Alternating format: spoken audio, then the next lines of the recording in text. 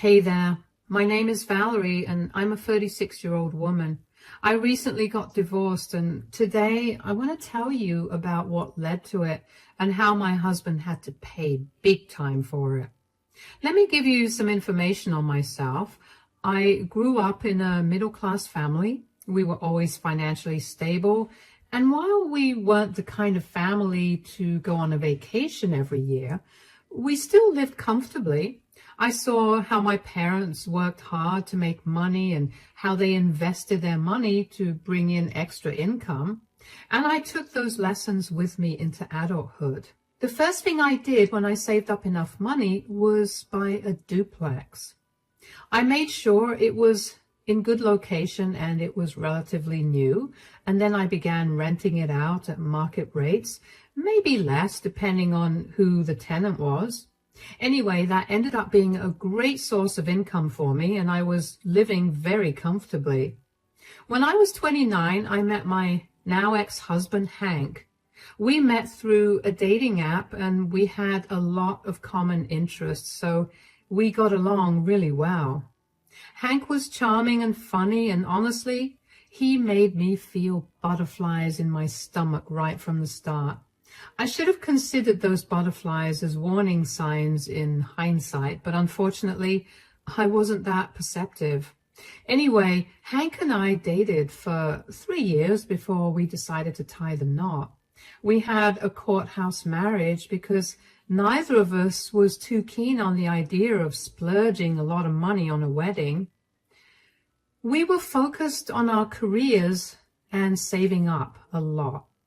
Anyway, as a wedding gift, my parents gave me money for the down payment of a new house, and they insisted that it be in my name. Hank had no problem with that, and so after searching for houses for over a month, we found one that was perfect for us. Everything was going perfectly until Hank got a call from his mother, Rita, one day. Hank didn't have a very good relationship with her because she wasn't the best person. That's all he told me. He never elaborated on it. But for some reason, Hank began to get closer to his mother. She moved into our town and she lived half an hour away from us. Hank began visiting her often and also introduced me to her. I immediately found out what Hank meant by she wasn't the best person.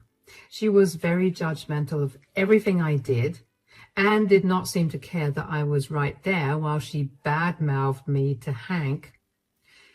Hank never stood up for me, and over time I began to see Rita start influencing his attitude towards me. Hank went from being a caring and loving husband to someone who was constantly snapping and yelling at me. I tried to talk to Hank about his new behavior, and he'd always shut me down. Rita then began frequenting our place, and she'd treat me like I was a maid. She barely respected me, and she always found something about me to criticize, like my looks, my clothes, my weight, my job, and so on. Hank began picking up on that habit of hers too, and began insulting me for every little thing. It got unbearable to be in the house with Hank, and I found myself waiting to go to work every day so I wouldn't have to deal with him. Don't get me wrong.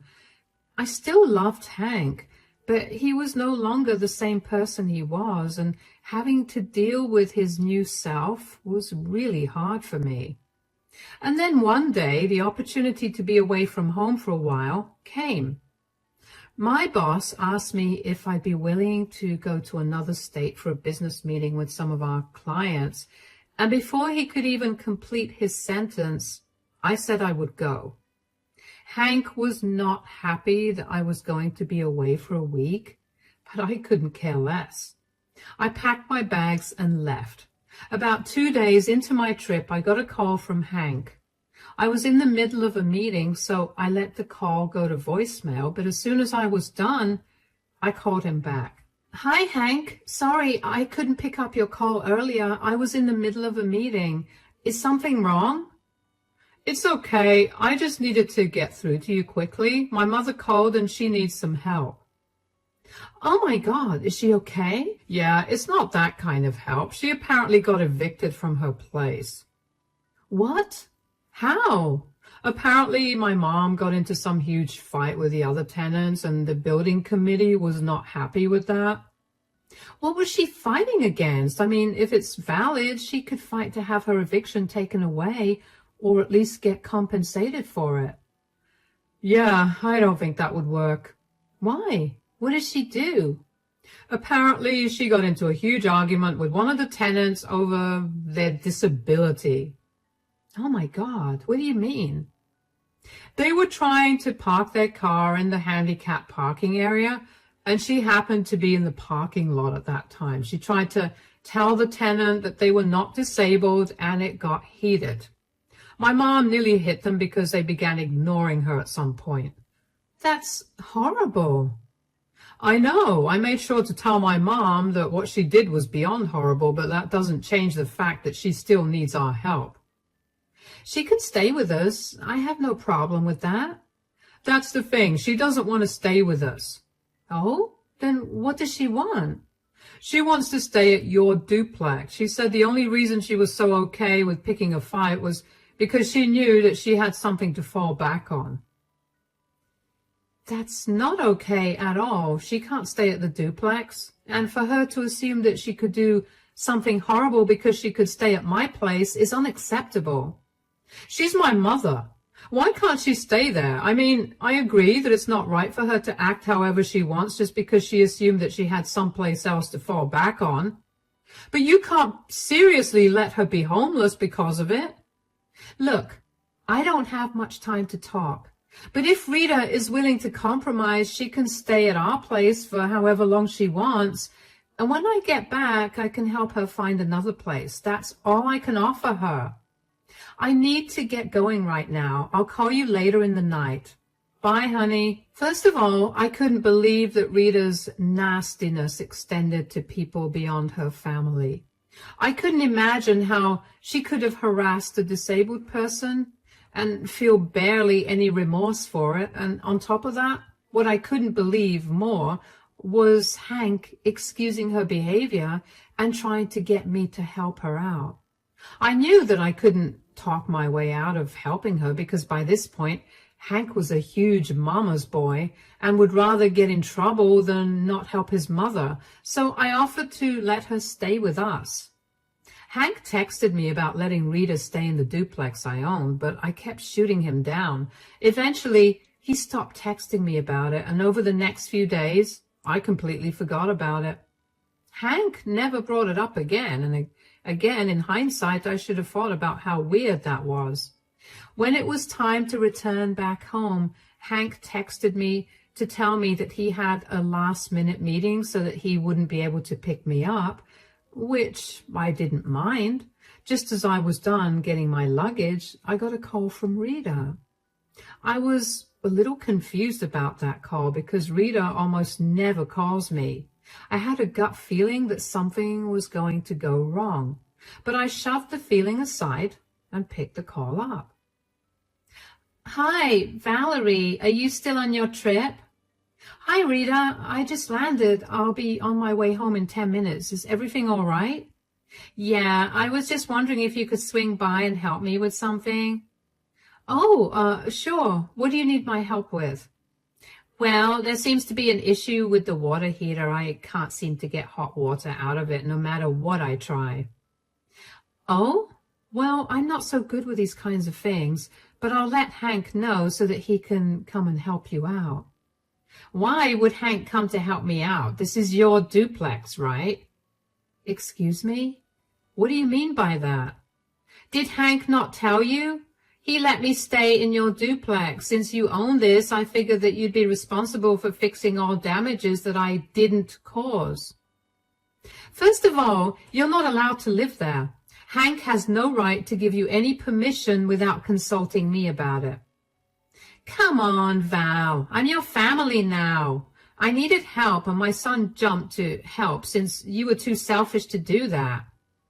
You need to get out of there immediately. I didn't call you for you to tell me this. You need to come help me out with the water heater. I've been freezing for days. Hank's been too busy to help me out, so it's your duty to do it. Since you consider it my duty to help you out because I own the flat, then I also get to tell you to move out. What is your problem? I got kicked out of my apartment and I desperately needed a place to stay, which is why Hank, out of love, gave me the keys to this place. Do you not care about me at all? Of course I care about you, Rita, but if you lost your place, you could have easily stayed with us. Hank went behind my back to give you the keys to that place when he knew that he couldn't do that. You can't stay there, and you need to move out. I can't live with you forever. I need a place of my own, too. I never said that you'd have to stay with us forever. I told Hank this when he told me that you lost your place. We could help you find a new place while you stay with us. What you can't do is live in the duplex. That sounds exhausting. This was the easiest and quickest option. I don't understand why Hank ever married such an ungrateful and selfish brat. How can you call me that when you're currently living in my duplex? Do you have no shame? I want you out by tomorrow, Rita. I'm not going anywhere. Hank told me he'd handle it, so good luck with that. I was shocked. Rita had no right to stay there, and for her to so openly admit to making Hank take care of all her problems made me angrier. I tried to call her back, but she'd send my calls straight to voicemail. I tried texting her, but she left me undelivered. I knew that I had to deal with this by talking to Hank about it. I tried to call Hank, but he wasn't picking up either. I was beyond frustrated. They did not know that the duplex had already been rented out, and what Rita was doing was squatting, along with breaking and entering. I rushed to get back as soon as I could, and when I reached, I called out for Hank, but got no response. I ran up to his office and found him just winding up his meeting. When he was finally done, he looked up at me. "Oh, you're back. How was your trip? I'm so sorry I couldn't come pick you up from the airport. I had a last-minute meeting." "That's all right, and the trip was great. Before I left the airport, your mother called me. Could you explain to me why she's living in my duplex right now?" "Ah, I told you that she got kicked out of her apartment, right?" "Yes, and I told you to let her stay with us so when I got back I could help her find a new place. She was adamant about not intruding in our relationship, and I figured since you had the duplex, you could just let her live there." "I specifically told you not to do that, Hank. You need to tell her to move out immediately." "I'm not doing that. She's my mother, and she needs a place to stay, so that's where she's going to stay." "You know that place is my other source of income, right? Is Rita going to pay me rent?" "Rent? She's my mother. How dare you ask her to pay rent?" "Didn't she make you start paying her rent as soon as you started working at 16? "That was her teaching me how to be responsible. She will not be paying rent at all." "I'm telling you again, in the nicest way possible, you need to get her out of that place. Even if I wanted to give her that place right now, I can't. I've already rented the place out to someone, so she needs to get out." "When did you rent it out?" 5 months ago. You've never been bothered with what I do with the duplex, so I didn't see why I needed to tell you about that." "Whatever. You need to cancel on that tenant and let my mother live there." "That's not how it works. Even if I need to evict the tenant, I'll need to give them a month's notice." "I don't care." "Well, I don't care about what you want either. Get Rita out of the house." "You have no say in any of this. I don't care that you own the duplex. You need to obey me because I'm the man of the house. Do you understand?" "So, you're not going to tell her to move out?" "No, and neither will you. If you try anything, you're going to regret it." "Oh, believe me, I regret a lot as it is." I was fuming. I couldn't believe that Hank had gone behind my back to give the keys to somebody else. He simply could not seem to understand just how illegal what he'd done was. Not to mention, he wouldn't even listen to a word I had to say about the whole situation. Being the man wasn't a valid excuse in front of the law, and neither was it an excuse that would work on me. Since the place was being rented out, I couldn't figure out how exactly to evict Rita without getting Hank and I into trouble. I didn't care much for Hank getting in trouble, but I knew I would have been in trouble too. My only option was to contact my tenant, Adelia, and let her know what was happening. I hoped that she'd also be willing to play along with the plan I had in mind. Hello, Adelia? Are you free right now? Hi, yeah, of course. Is everything okay? Not really. Have you been out of the duplex recently? Yes, I'm on vacation from my work right now and I'm back home. Is there a problem? Well, there is a bit of a problem. I'm really sorry about it. When will you be back? I'm at the airport right now, so I'll be home in about 3 hours. What's going on? I was away on a business trip and my husband gave someone else the keys to the duplex to someone else. I just wanted to let you know that there's an intruder in your place. What? I know this is very negligent on my part, but if I'd known that my husband would do something behind my back, I would have taken better precautions. Is there any way that you can get the intruder out of my place? I mean, if your husband gave them the key, then I'm assuming they must be a friend or a family member. They are. But my husband won't get them out of your place. I tried talking to them too, but they wouldn't listen to me. I can't do anything on short notice. I'm so sorry for this. So what do I do? I was going to ask if you'd be able to deal with this the way anyone else would if their house was broken into. You want me to call the police on your family or friend? Yeah. And as compensation for this trouble, you can pay me half your rent for the next month. That's really nice of you, but are you sure it's okay to do that? Won't that make things worse for you? I'll deal with the consequences. I'm tired of being shoved around by my husband and his family. I just need you to help me get the intruder out of the house. Should I go into the house? Will it be safe? Yeah, it'll be safe. It's my husband's mother in there. She's entitled, to say the least. Try to get her out, and if she doesn't listen, which she most definitely won't, you can call the police. All right, I can do that. Once again, I'm so sorry that this is happening. I can't even tell you how embarrassing this is for me. Hey, it's okay. I know in-laws can be hard to deal with. You've been an amazing landlady, and this is a small thing. Not to mention, you're compensating me handsomely too.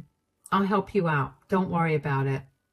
Thank you so much. Please keep my name out of this too. I want my mother-in-law to be scared so that she knows not to mess with me again. Of course, I'll shoot you a text as soon as the police arrive. Thanks. I appreciate that. Safe journey then. I felt really bad for involving Adelia in all of this, but I knew that my hands were tied, and she was my only way to get things done in the most efficient manner. I decided to relax in the living room and watch my favorite show while I waited for Adelia to get back to her place. Not only because I needed a distraction from my anxiety, but also because I didn't want Hank to suspect that I was up to something. Finally, after waiting for what seemed like forever, Adelia texted me to let me know that she reached her place and that Rita was indeed inside her place. I asked her to record everything just in case, and Adelia told me that she'd let me know in a few minutes how everything went.